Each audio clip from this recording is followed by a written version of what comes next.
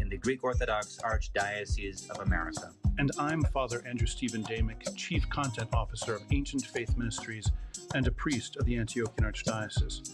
And we're the Orthodox Intro team. If you're looking for a first stop online to get an introduction to the Orthodox faith, a place to get answers to questions from qualified Orthodox Christian clergy, a place to send your friends and not just toss them into the chaos of the internet, a place to get help finding an Orthodox parish and get plugged into an actual Orthodox community, then point your web browser at orthodoxintro.org. Orthodoxintro.org is a free service of Ancient Faith Ministries and made possible by our donors. It's an Orthodox on-ramp to the Christian life. Again, that's orthodoxintro.org.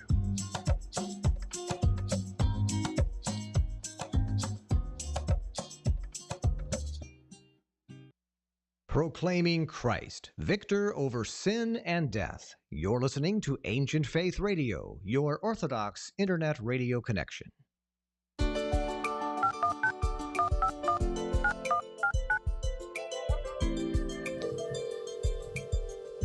This is Ancient Faith Today with Father Tom Soroka, a weekly live call-in show addressing the issues of our day from a distinctly Orthodox perspective. You can join the conversation by calling in at 855-237-2346. That's 855-AF-RADIO. Father Tom is the priest at St. Nicholas Orthodox Church in Pittsburgh, Pennsylvania, and welcomes guests from across the globe to discuss important topics of interest. Here's Father Tom. Welcome to Ancient Faith Today Live. This is Father Tom Soroka, and I'm so glad that you're with us this evening. We'll be taking your calls in a bit on tonight's great topic at 1-855-AF-RADIO. That's 1-855-237-2346. Matushka Trudy will be on the other line answering your calls, so please make sure to turn the show volume off before you come on air. To participate online, the show is simulcast on both the AFM Facebook page and the YouTube page, so you can make your comments there. You can also send us a text message to 412-206-5012. Send us a text to 412-206-5012, and you can send us an email at aft@ancientfaith.com. We look forward to hearing from you. So let's get started. Trust is one of those concepts that we know most explicitly when we experience it. And we also know palpably when it's not present. We rely on it in all areas of our lives. For those of us that are Christians, the very foundation of our faith in God is that we put our trust in Him because we believe He exists. We believe He created us, and we trust that His claims are true. Trust is also the foundation of interpersonal relationships with each other. The closer that someone is to us relationally, the more trust we have that this person is not going to harm us. Of course, even entire societies are built on trust. We have common goals and a common ethos regarding our lives together as a people in a particular place and at a particular time. And within those societies, the governors, the leaders, the institutions within those society need to instill in the members of that society a certain level of trust. Indeed, they should instill a high level of trust in order for a society to flourish and grow. So, in short, trust is at the very heart of our peaceful existence as human beings. And we've done many shows now on anxiety, broken relationships, crime, racial tensions, marriage, family, raising children. And in almost all of them, we've noted over the last few years that there's a certain perceptible decline in those particular areas of our life. We may be personally experiencing it, or we may simply be noting it around us. And there's no doubt that at the very foundation of all of this is a decline in trust. Gallup polling has been surveying trust in various institutions for decades now. And the decline in trust is consistent almost all the way across the board. So, for instance, from the mid-1970s to this year, 2022, the numbers are truly shocking. The median numbers regarding trust in our institutions are, for instance, trust in organized religion is down from 65% in 1970s to 31% today. Supreme Court went from 45% to 25% today. Public schools, 58% to 28% today. Newspapers, right? 51% to 16%. Congress, 42% down to 7% this year. TV news, 46% down to 11%. The presidency from 52% down to a low of 23% this year. The medical system, right? 80% in the 1970s, 38% today. Banks, 60% in the 1970s, 27% today. It's also interesting to note that there were some exceptions to this decline. For instance, the military, the police, small businesses, their numbers were fairly strong in the low or mid-60s, and they remain pretty consistent over those years. So what happens to us when we lose trust in our institutions as a society? What happens when our default position is to actually distrust each other as humans?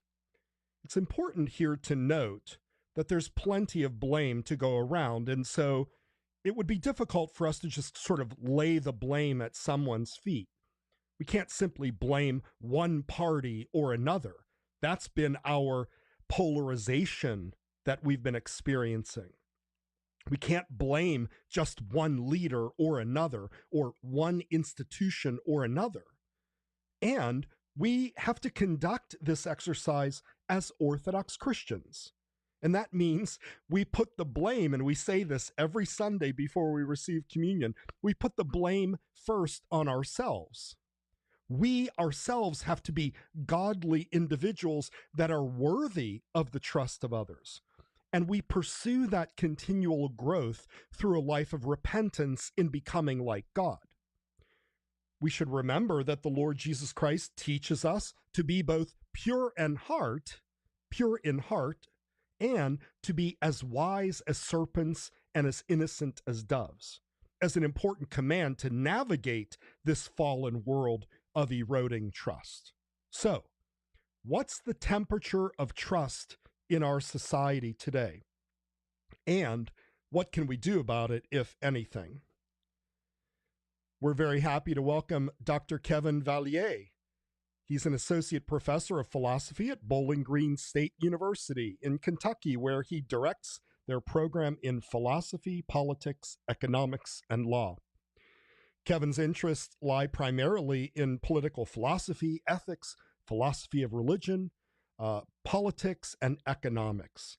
He's the author of 3 monographs, 4 edited volumes, and over 40 peer-reviewed book chapters and journal articles. His books include Liberal Politics and Public Faith Beyond Separation, Must Politics Be War? Restoring Our Trust in the Open Society, and his latest book is Trust in a Polarized Age. His next book will address religious anti-liberalisms, tentatively titled All the Kingdoms of the World. You can get more information at kevinvallier.com or follow him on Twitter at kvallier. Dr. Vallier, welcome to Ancient Faith Today.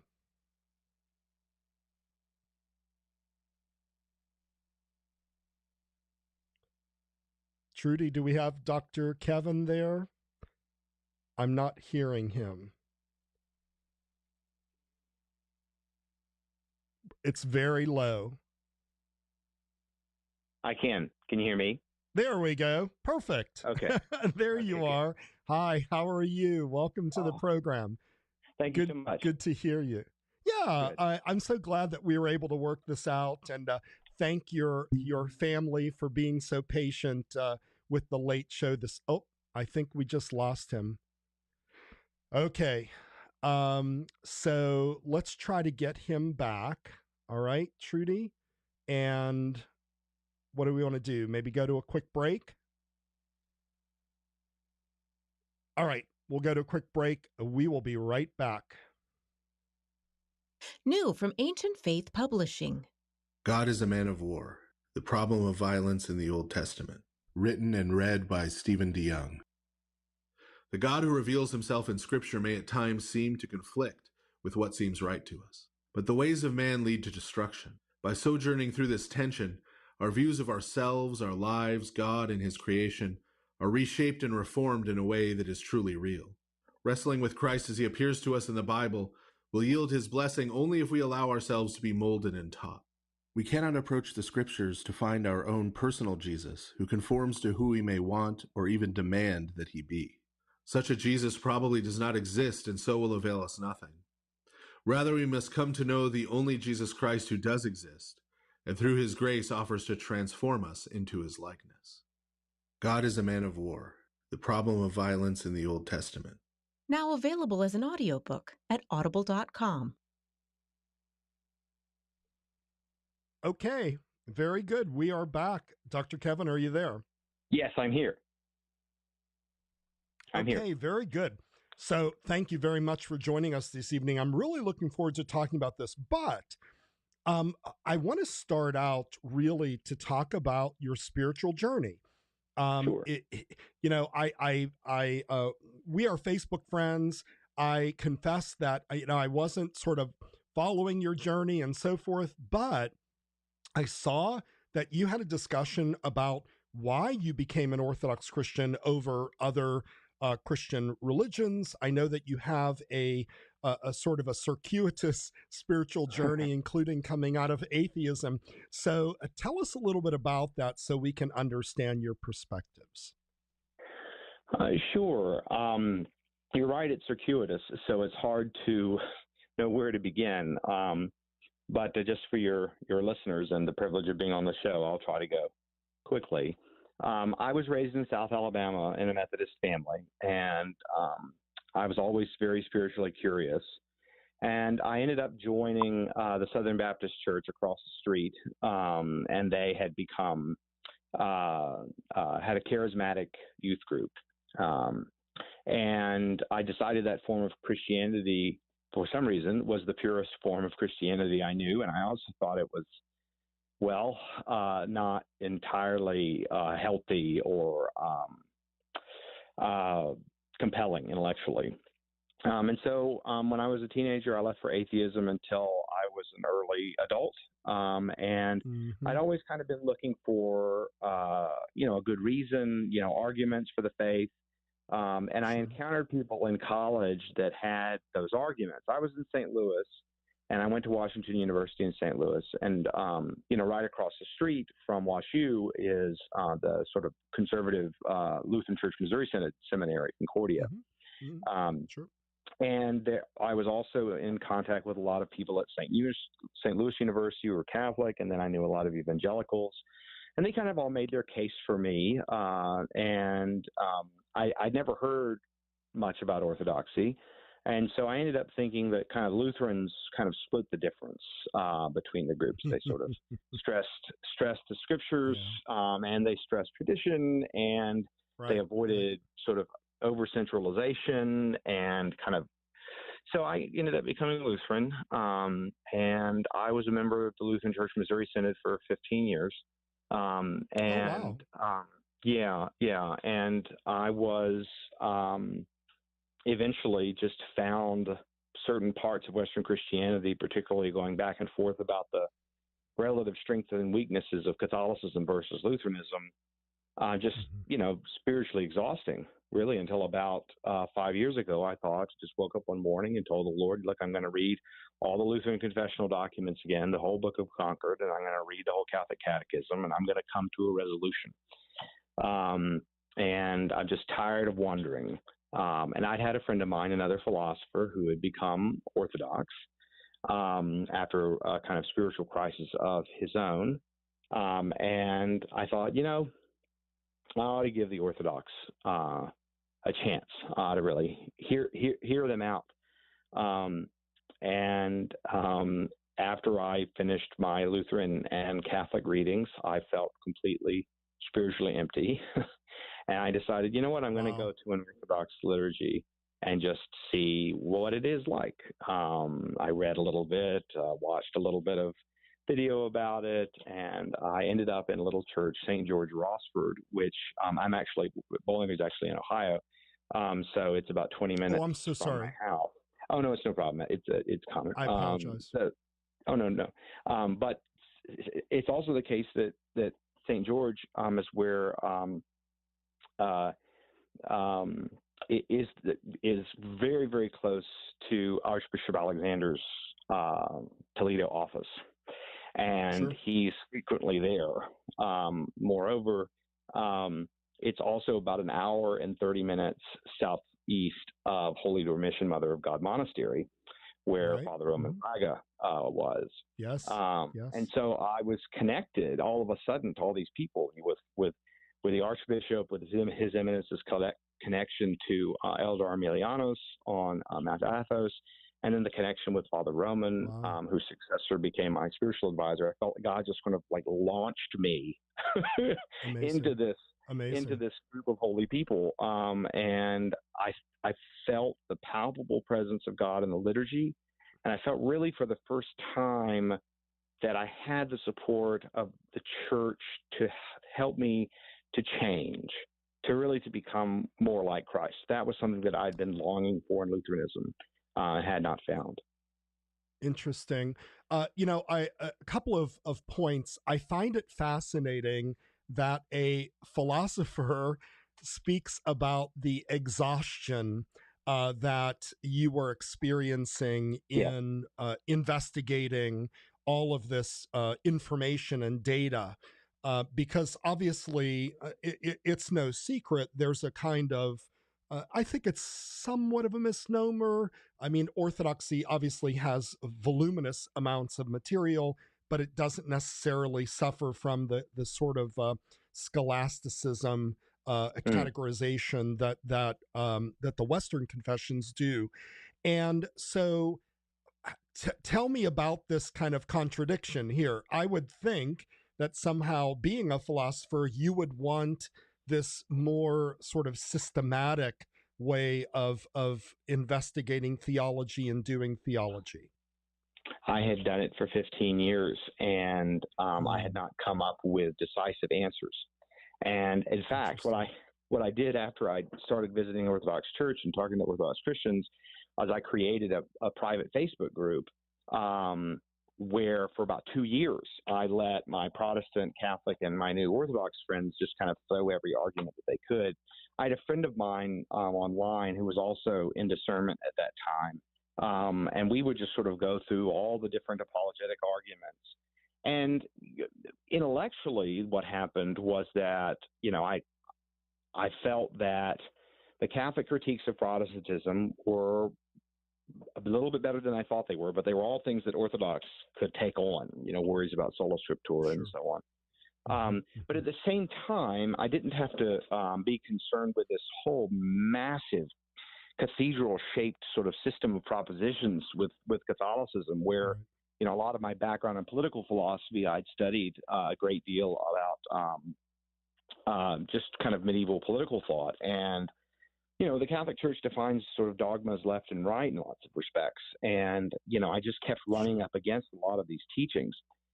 So what eventually happened was that I felt like the Protestants had good criticisms of Catholicism too, but that as soon as they kind of all canceled each other out, and Orthodoxy was coming out ahead in terms of where all the arguments lay.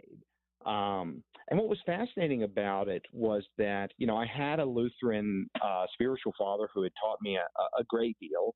And, we've been talking because he was on the list, and he was very understanding because, conservative Lutherans quite like Eastern Orthodox a lot of the time. It's a pretty fascinating thing, and there's a lot of Lutherans that come over from there, like Jaroslav Pelikan, probably one of the most famous church historians, and because he was Missouri Synod, and I said to him, from what I can tell, Orthodoxy didn't need a reformation.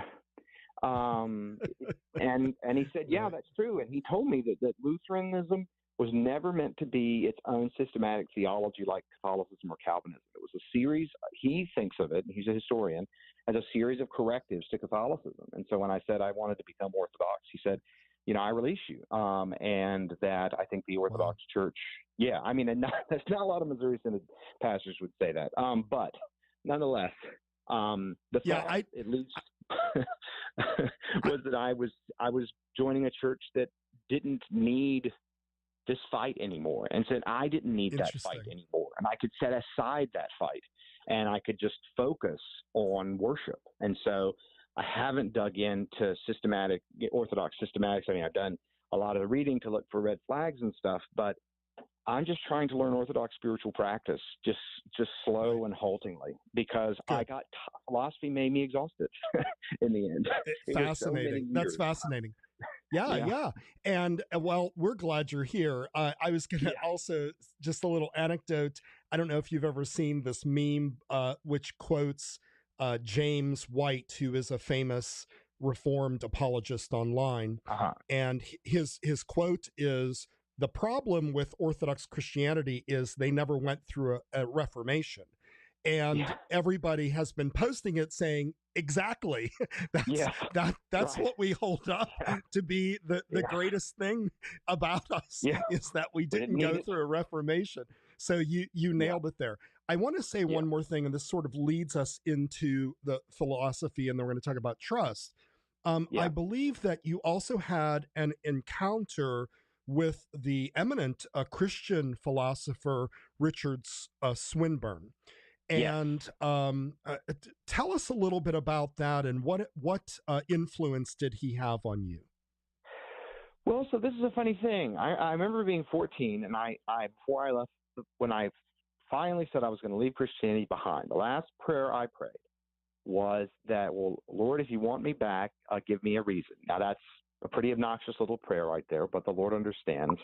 And so I go to St. Louis, and as I'm coming back to the faith, I'm going over to St. Louis University to talk with some of the graduate students, and lo and behold, Richard Swinburne is doing a reading group on consciousness that I join up with.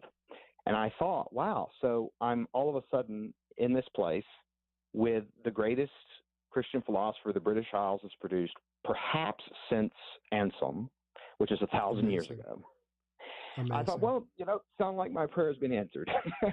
And that's just not even to mention the fact that Eleanor Stump was there, and she's kind of one of the leading Catholic philosophers, but really theologian of suffering, and her work on atonement, her new book on atonement, is closer, I think, to Eastern theories than to more prominent in the East and the West. I got to know people in the Society of Christian Philosophers that they had founded several decades before. But I got to interact with Richard quite a bit, and I learned a great deal from him. I mean, he's very much like do you remember with Lewis's The Great Knock, his teacher, C.S. Lewis's teacher? So he described him as like this kind of pure rational mind, and that's kind of what Swinburne. It's kind of always where's the argument? I knew he was the Eastern Orthodox, and he had some arguments for it in some of his older books. He didn't bring it up a great deal. I think it's kind of general British hesitance, but it's kind of interesting that he's not as commonly known even in Orthodox circles. That's right. But he is, as you put it so wonderfully, he is probably the eminent Christian philosopher in our day. Bar none. Yeah. I mean, it's just brilliant. Yeah, there's maybe one competitor, Alvin Plantinga, but in terms of having this sort of system of thought, the Christian system of thought, I think, I would put him pretty much at the top. Also, in terms of his ability to articulate arguments for people who are interested in arguments for and against God's existence. I teach a course on philosophy of religion where we look at arguments for and against God's existence. And, Swinburne is just really one of the best at making some things. He can make them very, very clear to most people, but he can also take them to a very high level of sophistication. But yeah, it's funny. I mean, I knew he was Orthodox, and I knew that he'd had these arguments, like, for instance, that the church has historically made its decision by council, and that Catholics kind of set that aside for the Pope and Protestants set it aside for the Bible. And I sort of knew that argument. And I revisited it and thought actually a great deal about it with time. Because, the Catholic line on this is that we Orthodox can't get a council together. And so it doesn't matter. I keep hearing that. We can't pull it off. My response is also always like, well, look, I mean, we've arguably had 9, and it's not clear that 22 is more optimal than 9, but it's also the case that we have national councils all the time. Exactly. And so it isn't the deficiency that it's presented as being, and there are enough Catholics who criticize Orthodox that have their own problems with Vatican II. So more councils isn't always better. Of course. And I would also say, I know that there was a critique of one of your videos about converting to Orthodoxy, and there were these sort of easy answers, but basically it always boils down to, well, Orthodoxy is deficient because it's not like Catholicism, and that's just a very unsatisfying answer. Anyway, let's move on to the issue of trust. Thank you very much for giving that introduction. That's really helpful. Let's remind our listeners, we'd love to hear from you. 1-855-AF-RADIO, or send us a text to 412-206-5012. So, Dr. Kevin, we're talking about trust this evening. So let's define our terms. How would you define trust? As I said, I think it's one of these things that we know it intuitively, and we know when it's not there, but how would you articulate what trust is and why it's important? So there's some dispute about how to define trust as a general concept. What I'm concerned with in my work are what we call social and institutional trust. And social trust is basically our faith that strangers will follow established norms. So if you want to think about social trust, think about being a driver, right? There are people that you have to interact with, that you depend on, right, to follow certain kind of rules, and that the rules of the road, that there aren't always police around, right, to enforce the rules. Some of these aren't really even laws. They're just courtesies, like when we allow someone to merge into oncoming traffic. But I don't know other drivers. I interact with them once. These aren't people I develop close relationships with, but I depend on them to follow rules that make us all better off and so able to get where we're going. And so that's really what social trust is. It's our faith that strangers will follow established norms. And it's that kind of trust that is a kind of essential social glue and is the sort of progenitor of any number of goods, even things that we think don't traditionally go together, like economic growth and economic equality. And then there's institutional trust. And institutional trust is, when we depend on say an agency of the government to complete its mission or to follow its mission and to do so in a fair and uncorrupt way. So, for instance, think about the CDC, right? We expected the CDC to what? We trusted them to control disease, right? And they can't. And my trust in them was shattered over the course of the pandemic. I mean, early on, I tried very hard to sort of put my confidence in what they were saying, and then just everything even today is just it just seems, I don't trust them because they're not actually doing their assigned job. And in fact, it's so strange that it's not even it's almost like they have this kind of strange pen ear where they kind of don't really follow what most people are doing or saying or need. And so, not to be, I think it's appropriate to criticize agencies for staggering institutional affairs as part of being a good citizen. But that's a really vivid example for people about what institutional trust and institutional distrust is like, right? Just think about how you felt about the CDC in 2019, and now think about how you feel about it today. Yeah, Kevin, let me interrupt you there because I want to unpack that just a little bit. So, for instance, for someone, this is all sort of a spectrum, right? Some people did not trust them and trust them even less now. Yeah. There are probably sort of some outliers that didn't trust them and trust them now, but generally speaking, all of the trust went down.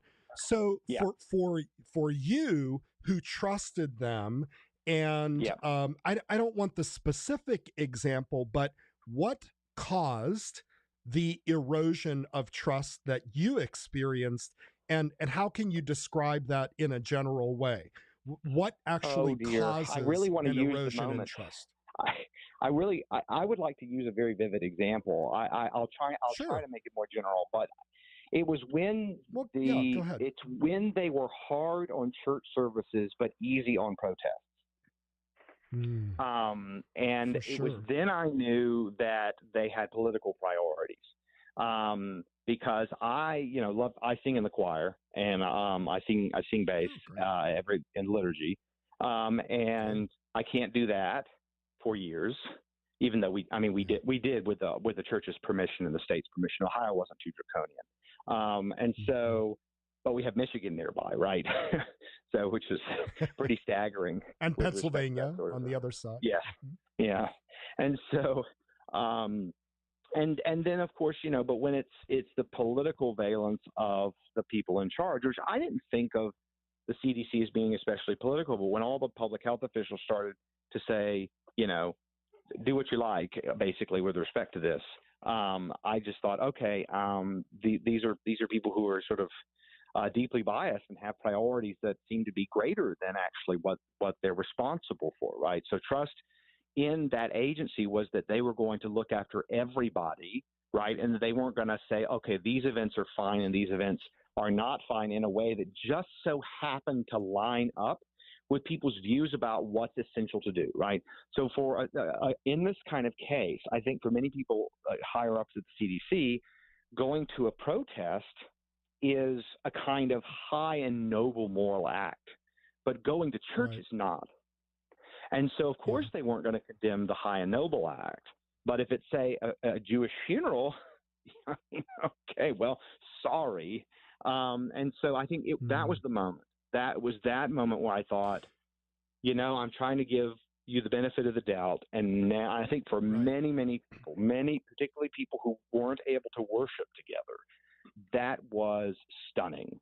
Well, I appreciate your honesty about that, because that's not easy to do, because we want to trust our institutions. Now, do you think that it is because there has been a general decline in the belief in God and in trust, as I had said at the beginning of the program, in religious institutions? In other words, would this have happened in 1950?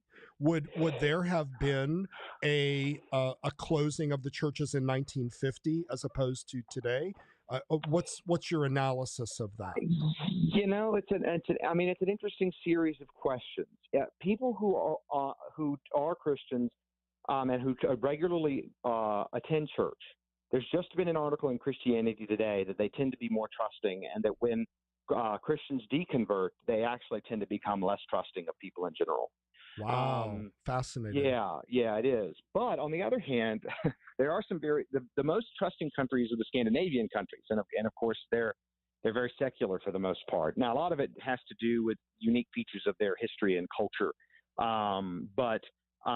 So it isn't necessary to be religious, but to trust, particularly. But I do think actually there's really good reason to think that if you have a Christian past, that you're going to be more trusting. That actually shows up a lot. And so what may be going on in Scandinavian countries is they're just able to keep the fire going, right?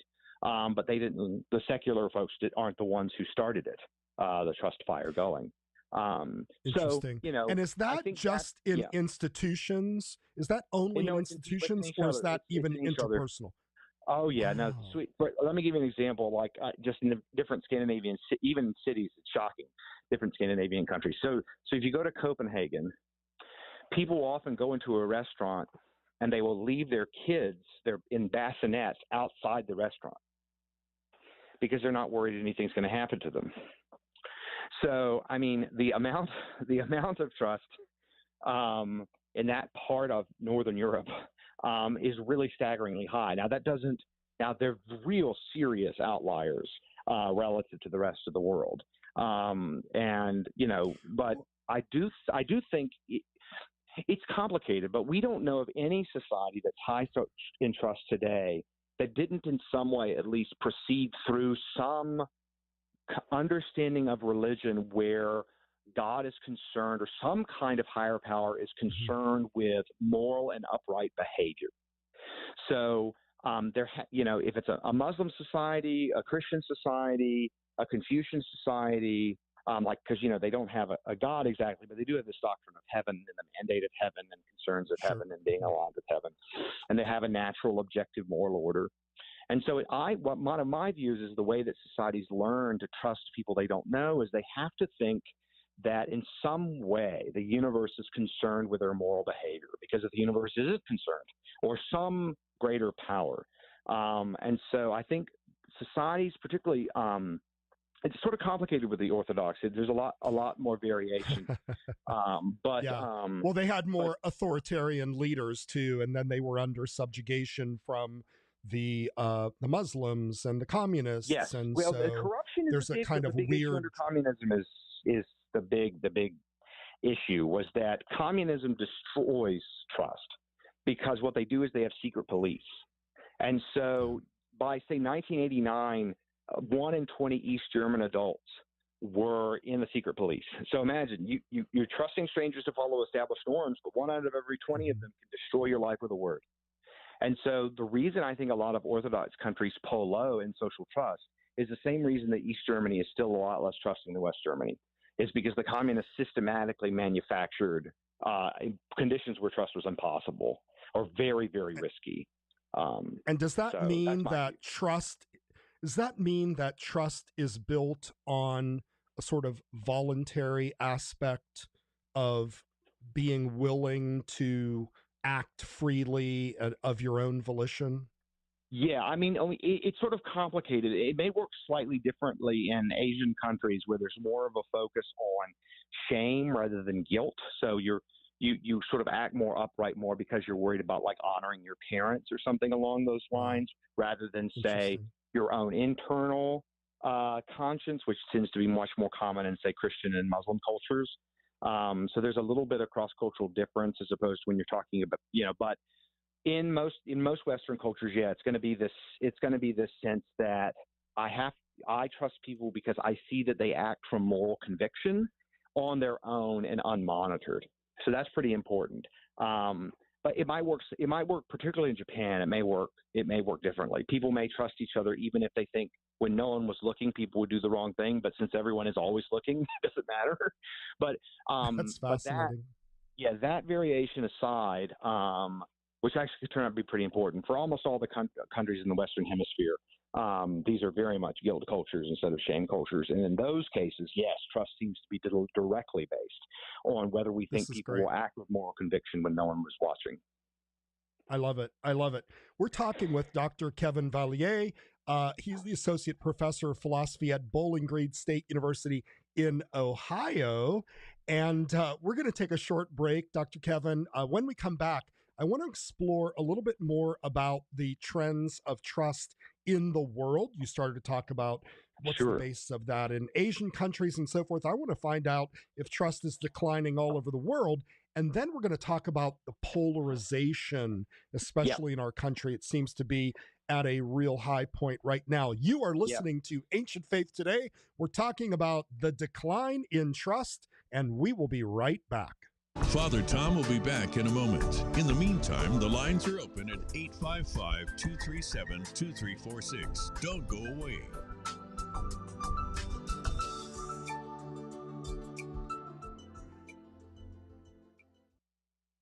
Father Joshua McCool, author of Healing Your Wounded Soul, is the host of Healing the Unresolved, launching this summer.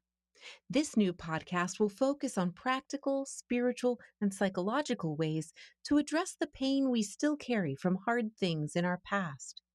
Each episode will include reflections from Father Joshua and answers to questions submitted by you.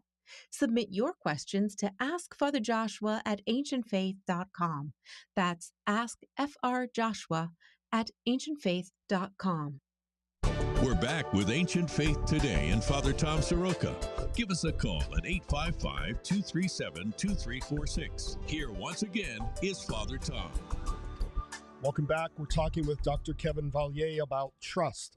Dr. Kevin, let's ask this. In terms of the whole world, we know what's happening in our American society.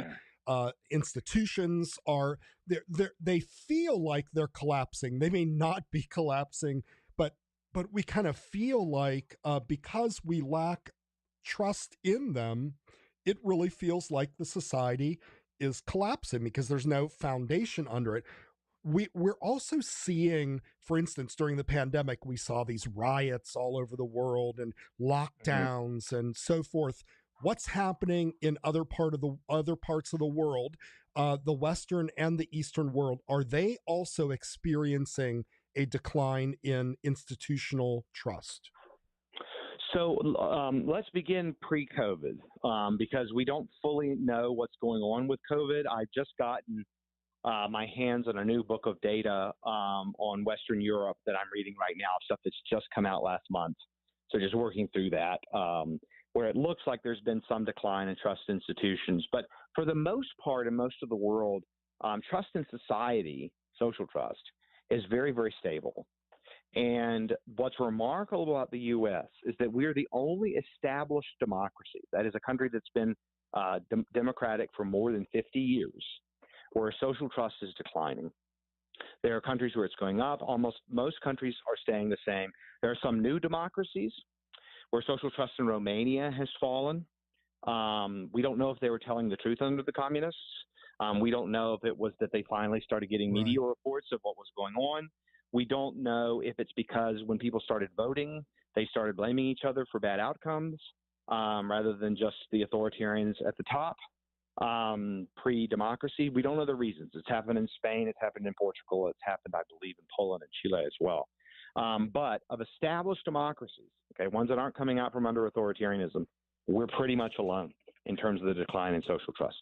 There hasn't been a really, I mean, there's a lot of debate about this because for a while the line was that this was going on in Europe too. There are some countries where it seems to be going down. It seems to be associated with more populist voting because people are thinking that there's a lot of corruption. But in Europe, particularly Western Europe, a lot of that seems to have been due to the Great Recession, and that it lasted longer and was deeper than here for various reasons. But a lot of it's recovered. So yeah, we're in a really weird and unique situation in the democratic world, and an especially bad one.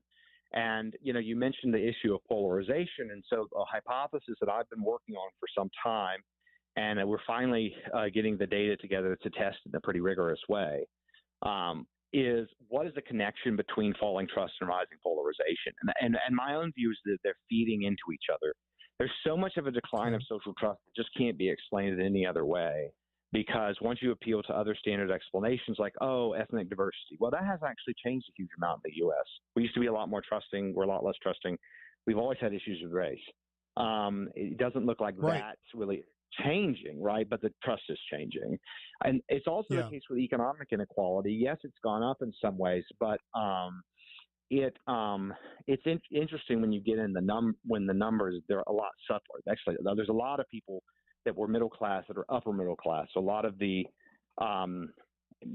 mistrust that you might think is caused by economic inequality, it isn't. I don't think it's of the right variety to cause distrust, and I can explain that in more detail. But I don't think economic equality does it either.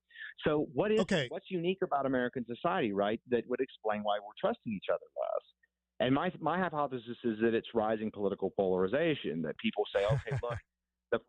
Can most people be trusted? Well, not Republicans or not Democrats, because look how terrible they are. That's part. This is the kind of theory I'm working on now that I think holds up in a kind of general way, but I want to get into the details about it.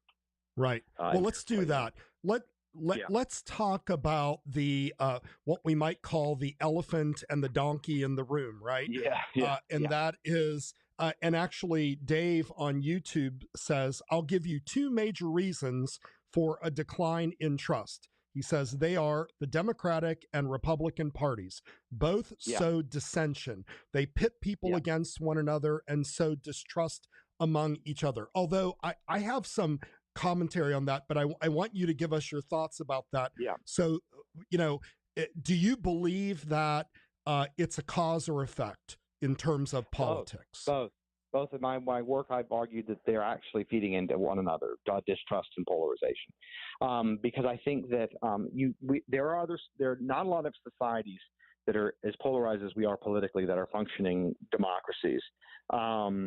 But my sense that what's going on is that it may sort of go like this. Well, one is there's declining trust because we're polarized and we think each other are bad, right? We don't want, for instance, whereas our parents' generation or grandparents' generation didn't want people to marry across races. Now people don't want people to marry across parties. It's at the same levels of it's at the same. Right. I mean. So we have it's political crazy. bigotry instead of we have more political bigotry and less racial bigotry. And so what's I think going on is people have these pictures they get from the media of what everyone on the other side is like, and that contributes to people thinking, okay, everyone on the left is this kind of like terrible authoritarian woke person, and everyone on the right is like this kind of bigoted, crude, gun-toting, nut. The pandemic made that worse in some ways because, we managed to be polarized on that too. I was kind of hoping it would bring us together. Sadly, we did what we've become rather good at, which is making it another source of division. So one thing is, more attention to these differences and blowing up differences, forgetting about how most people, think at least the other side's got at least one or two things right. So that's, polarization driving distrust, but distrust also drives polarization because, think about it. Mm-hmm. When someone has hurt you, it's very hard to interpret their behavior as trustworthy, right? That distrust and pain and hurt become a kind of filter that leads us to interpret people's behavior differently. And so what happens is that as the two sides kind of behave worse, we're reconfirming our prejudices about one another. And when we are negative about each other, people say, oh, look how rude the other side is, right? Look at who they're willing to support or what have you. So I think that what's going on here is that the trust and polarization are kind of feeding into each other. Now, I want to figure out eventually, what's the major effect, but we got to look at Okay, well, let me stop you here because I want to interject something, and that is on our program, we touch a lot, ironically, about the effect of the internet and social media just on our lives. Some of it is imperceptible. There are changes in behavior. Our time is taken up by social media, but also there is this idea, it seems to me, that now in the age of social media, there is so much information presented to people that you feel forced to take a side. Whereas before, you could kind of be gleefully ignorant and maybe have some soft opinions about something, but not really feel like you have to be, you sort of have to be in one corner or the other because you don't really know that much about it. Now, everybody has gone to the Google school of medical advice and legal advice and political advice and so forth. And so they feel like they are able to give these opinions, uninformed, frankly, opinions about everything under the sun. So in your opinion, oh boy, I can tell you. So what do you think about the internet playing a role in the dissolution of trust in our society and in the world? It just doesn't seem like it's making things much worse in other countries. I think it's exacerbating our worst tendencies. I think there are problems, but a lot of these societies have more than two parties, which I think makes it harder to get really nasty because there's red, blue, and yellow, right? You know, whatever. You just think, okay, well, there's another group. But I also say this: I actually think it depends a lot on which social media we're talking about. So.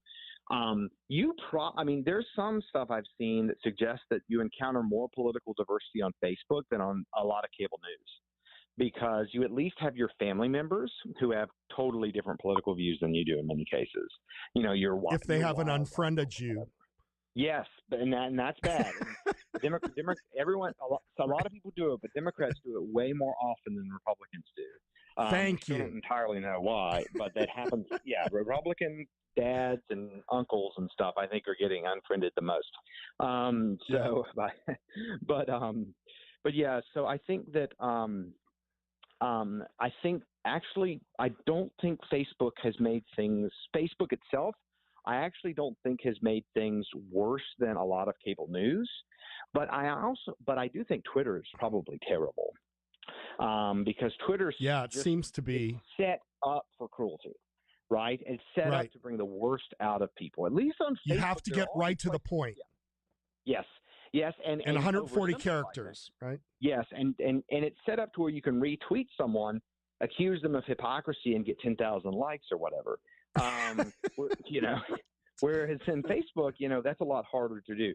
So I, in general, just find Facebook a kind of more pleasant place to be. At least I have for many years, until Facebook started flooding everything with ads and all this kind of stuff. They've kind of made it less pleasant place than it once was.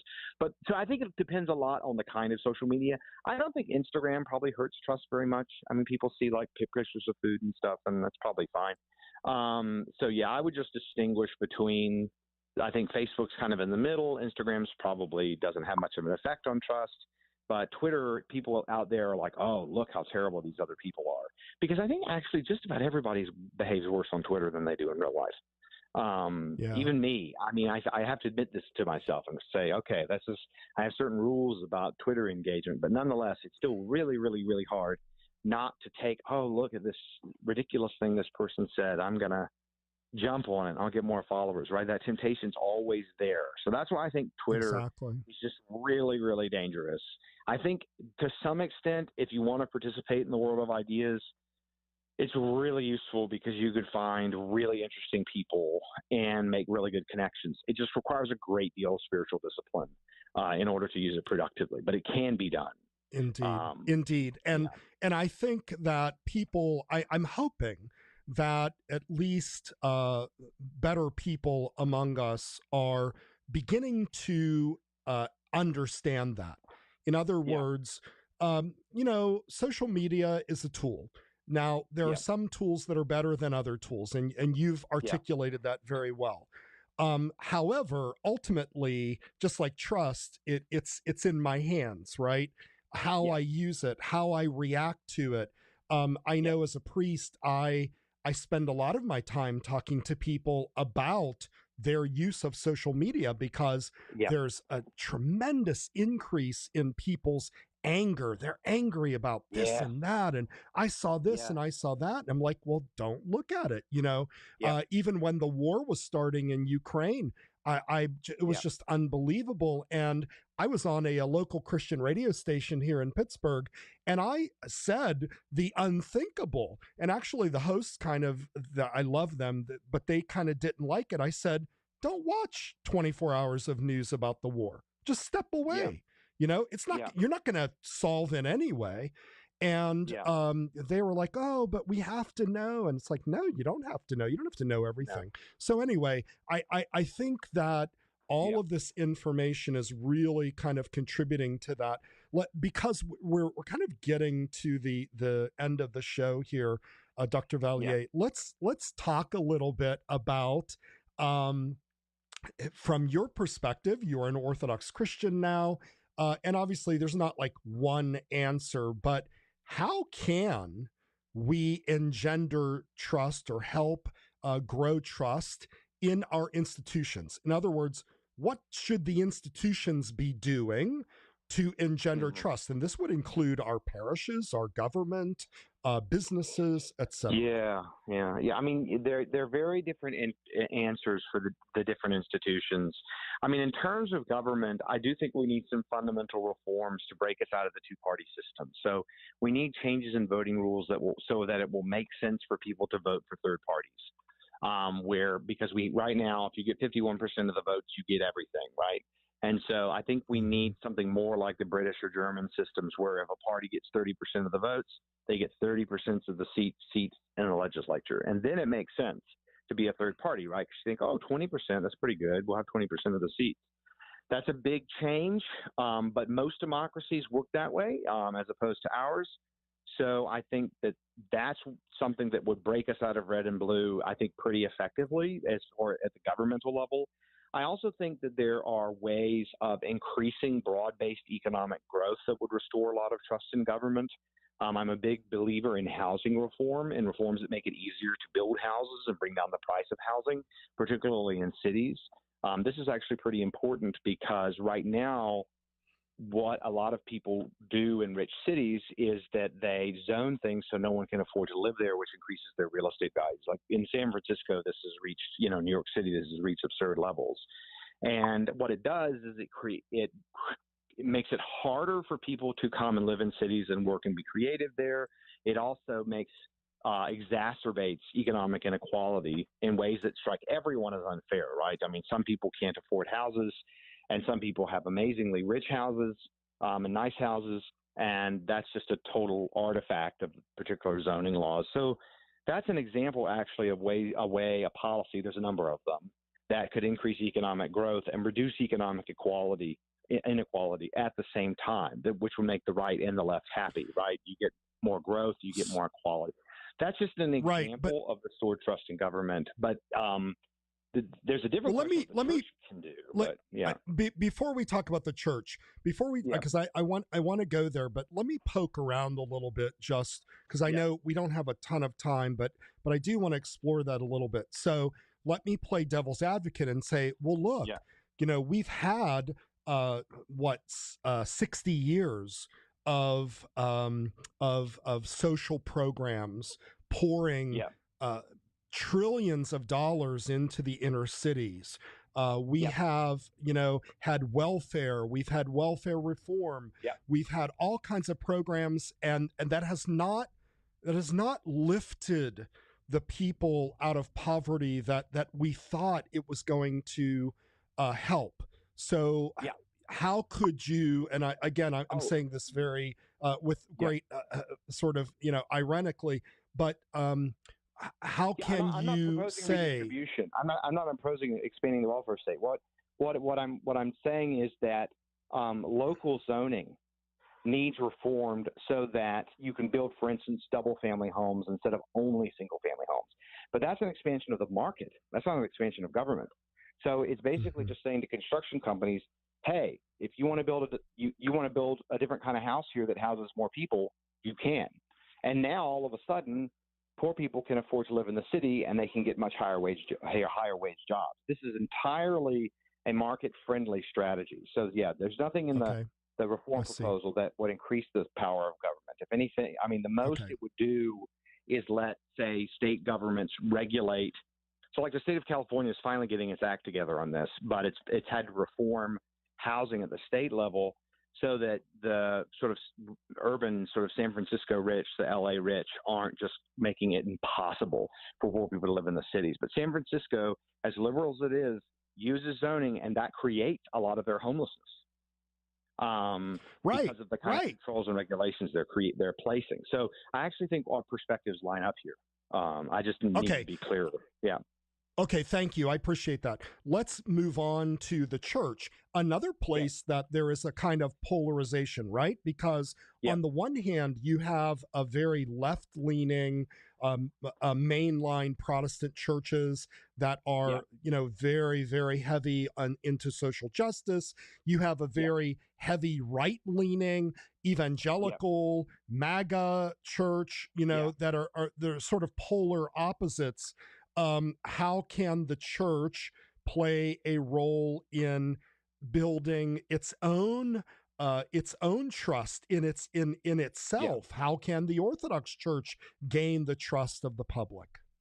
Yeah, I mean, the trouble that the Orthodox Church has is we're not very good, and this is one reason I like ancient faith so much. It just presenting just like normal Orthodox behavior, right? Like, I mean, just day to day, what do we actually do? Like, how do we worship? What do we think, right? Either people get it through some kind of ethnic lens, which is, I think, getting better, but in part because of a lot of internet work that's being done, like at Ancient Faith, for instance, kind of leading the way here.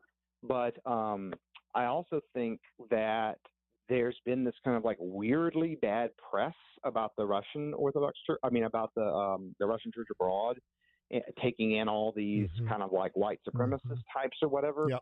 And the writing on it I've kind of followed up on seems to be pretty exaggerated. There have been a few people who popped up in these parishes, but that a lot of the leadership has disciplined in many cases. So we've kind of got that thing, that this kind of like, oh, the alt-right people all became Orthodox or whatever. But like, I never hear about it about anyone outside the Russian Church abroad. And I also, from what I've read about the evidence of this, have not really seen it backed up very well. So that's kind of not our fault, but I mean, we still have to kind of correct that. But here's a bigger picture, just something to kind of leave your listeners with. Just, I think, a way of thinking about the way Orthodoxy was presented to me. And I think that also something I found in comparison to a lot of Western Christians, which is that Orthodox theology and Orthodox spiritual practice is deeply non-manipulative. It's not about trying to control other people. And that's not to say like we tolerate everything, like, well, we don't. And it's not to say that we never speak truth and that we never talk about God's judgment. It's simply to say that I found in Orthodoxy compared, and I actually think Lutherans are pretty good at this too, but if you compare it to the way that a lot of liberal Protestants or evangelicals kind of react to people who have a kind of different view or attitude, I think that there is this sense of a kind of manipulation or control in certain kinds of cases that I think people don't even see.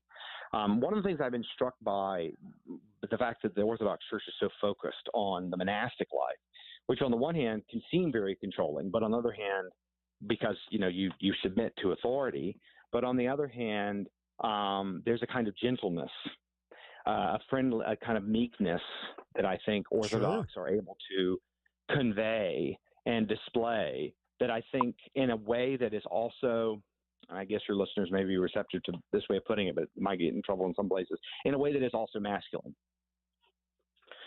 So I think it convey, I mean, I think it is true. I can see why there were certain kind of conservative men that became Orthodox, because the Orthodox Church can reach young men in a really unusual way and a very special way. And that I think other churches right now have a really hard time doing. So anyway, just a thought about a kind of like confident but non-manipulative encouragement to think about first one's own sins, but also the sense that church doesn't end when you get saved, right? And we don't even like you talk that way, right?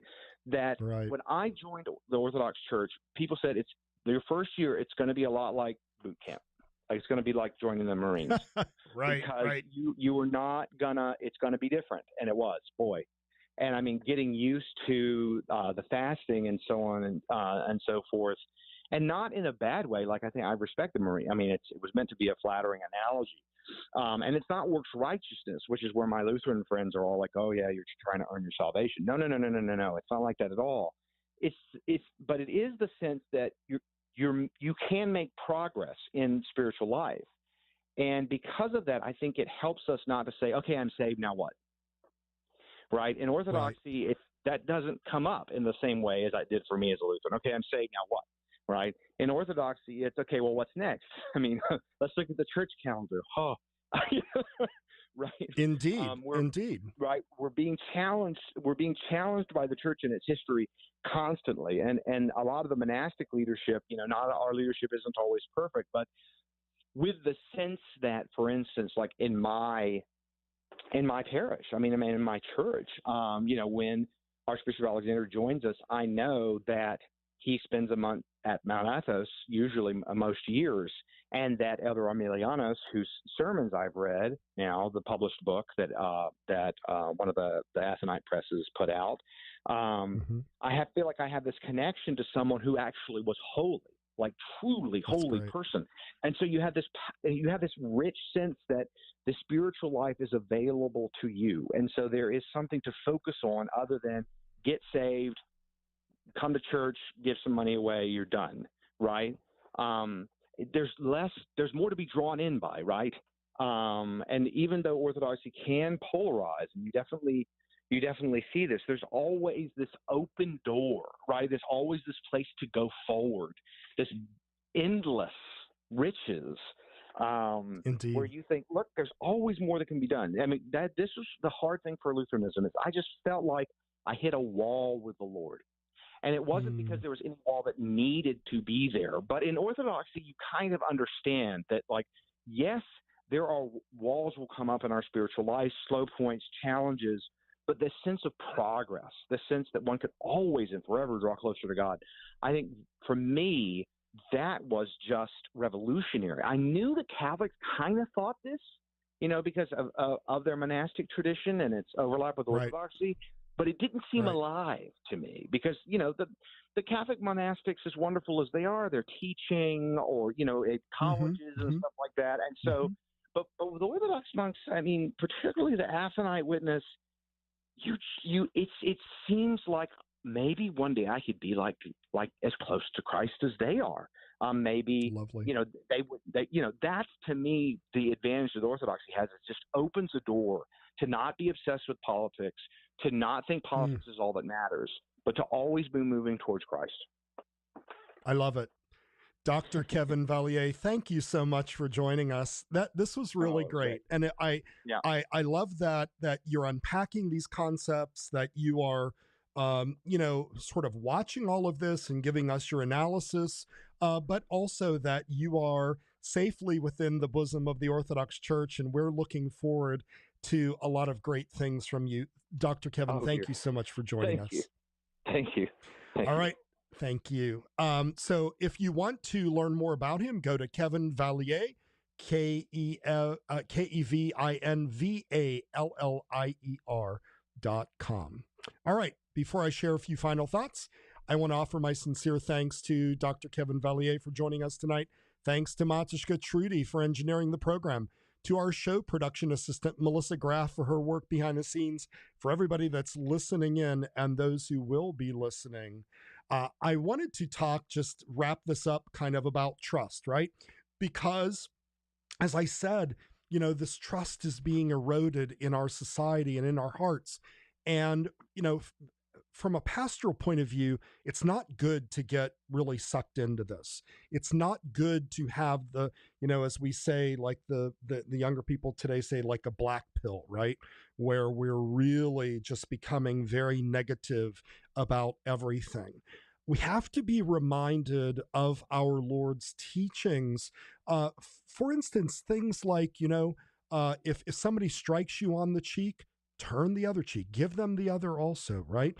So we shouldn't be afraid, even if we are being taken advantage of. We do want to have a certain amount of innocence in the way that we deal with those. So I wanted to just read a few verses from Psalm 37. It's Psalm 36 in the Septuagint, and it says this: "Do not fret because of evildoers, nor be envious of the workers of iniquity, for they soon shall be cut down like grass and wither as the green herb. Trust in the Lord and do good. Dwell in the land and feed on his faithfulness. Delight yourself also in the Lord, and he shall give you the desires of your heart. Commit your way to the Lord, trust in him, and he shall bring it to pass. And that's our show for tonight. Remember to like us on Facebook at facebook.com/ancientfaithtoday. Share out our program after that's posted. Give us your feedback. Contact us with any ideas or topics that you might want to hear about. Join us next Tuesday evening for another edition of Ancient Faith Today. Good night, everybody.